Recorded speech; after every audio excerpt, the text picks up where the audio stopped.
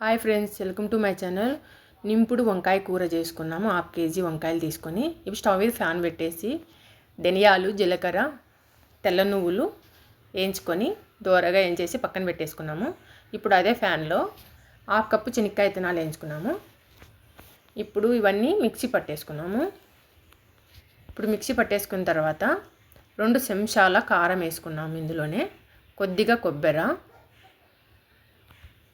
చింతపండు, కొత్తిమీర, అల్లం, చెక్క, లవంగం ఇప్పుడు ఆడించుకొని మళ్ళీ ఎల్లిపాయ, పసుపు, ఉప్పు వేసుకొని ఆడించుకున్నాం. మెత్తగా గ్రైండ్ చేసుకున్నాం కదా. ఇప్పుడు ఇందులోనే చిన్నగా తరుక్కున్న ఎల్లిపాయలు, టమోటా ముక్కలు కలిపేసుకున్నాము.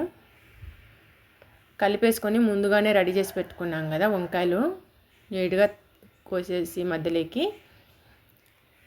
ఇప్పుడు ఈ మసాలా అంతా నింపుకుంటే మనము వంకాయ కూర ఉడికేదానికి వాటర్ పోతాం కదా.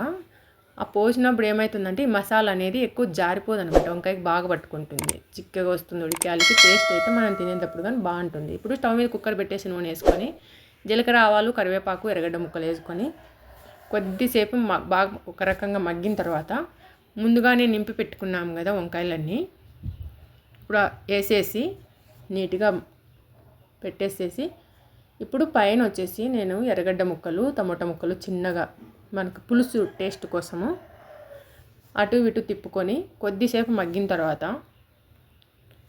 కూరకు తగినన్ని వాటర్ పోసుకొని కుక్కర్కి మూత పెట్టేసుకున్నాము. 2 విజిల్లు వచ్చిన తర్వాత ఆఫ్ చేసుకొని వంకాయ కూర సర్వింగ్ చేసుకుంటే ఎంతో టేస్టీ గుత్తి వంకాయ కూర, నింపుడు వంకాయ కూర రెడీ అయిపోయింది. ఇందులోకి చపాతీ, రోటీ, రైస్ ఏదైనా బాగుంటుంది. నేనైతే చపాతీ కాంబినేషన్. మా వీడియో నచ్చితే లైక్ చేసి సబ్స్క్రైబ్ చేసుకోండి ఫ్రెండ్స్.